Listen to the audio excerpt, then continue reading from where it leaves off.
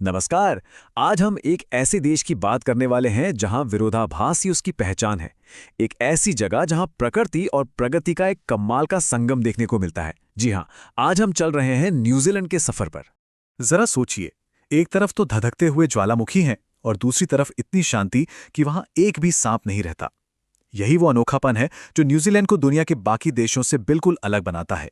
तो फिर तैयार हो जाइए, क्योंकि अब हम इस खूबसूरत देश की कुछ सबसे दिलचस्प और अनसुनी कहानियों को जानने के लिए एक शानदार सफर पर निकल रहे हैं।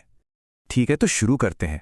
सबसे पहले बात करते हैं न्यूजीलैंड की उस भौगोलिक पहचान की जो इसे दुनिया के नक्शे पर एक बहुत ही खास जगह देती है।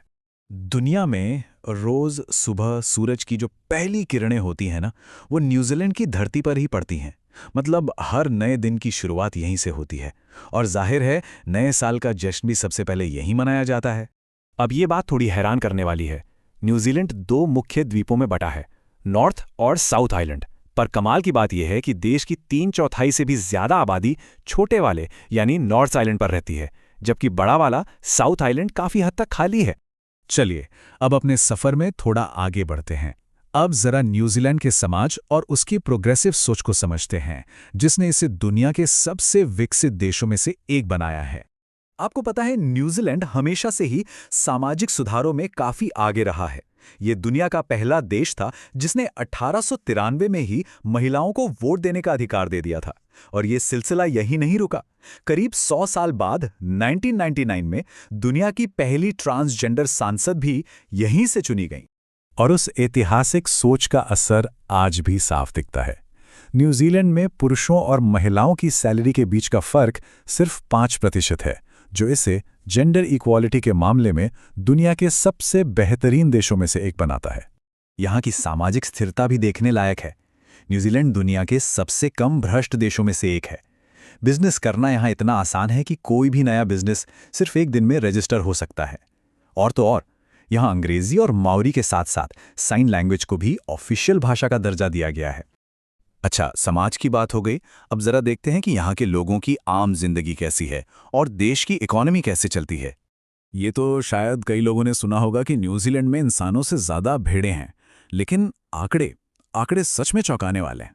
जहां देश की आबादी लगभग 48 लाख है, वहीं भेड़ों की संख्या 4 करोड़ 30 लाख से भी ज्यादा है। मतलब हर एक इंसान पर करीब करीब 9 भेड़ें। यहाँ की इकोनॉमी मुख्य रूप से कृषि पर ही टिकी है। हर साल हर व्यक्ति के हिसाब से 100 किलो मक्खन और 65 किलो चीज का उत्पादन होता है। ऊन उत्पादन में तो ये दुनिया का दूसरा सबसे बड़ा देश है। इसके अलावा टूरिज्म और लॉर्ड ऑफ द रिंग्स जैसी फिल्मों ने भी इकोनॉमी में एक बहुत बड़ी भूमिका निभाई है। न्यूजीलैंड के लोगों को अक्सर कीवी कहा जाता है, तो एक बात साफ कर देते हैं कि ये नाम खाने वाले कीवी फल से नहीं, बल्कि यहाँ के एक छोटे से न उड़ पाने वाले पक्षी के नाम से आया है, जिसे वहाँ की माओरी जनजाति बहुत पवित्र मानती है। न्यूजीलैंड के लोगों में खेल के लिए एक अलग ही जुनून है। रग्बी इनका नेशनल गेम है और मैच से पहले उनकी टीम का हाका डांस तो पूरी दुनिया में मशहूर है।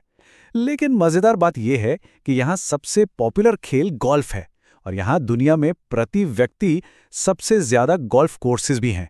अपनी आबादी के हिसाब से देखें तो ओलंपिक्स में भी ये देश बहुत सफल रहा है। और रोमांच की ये भावना सिर्फ खेलों तक ही नहीं है। क्या ये जानकारी है कि माउंट एवरेस्ट पर सबसे पहले चढ़ाई करने वाले सर एडमंड हिलेरी भी एक न्यूजीलैंडर ही थे? ये पूरे देश के लिए वाकई एक बहुत बड़े गर्व की बात है।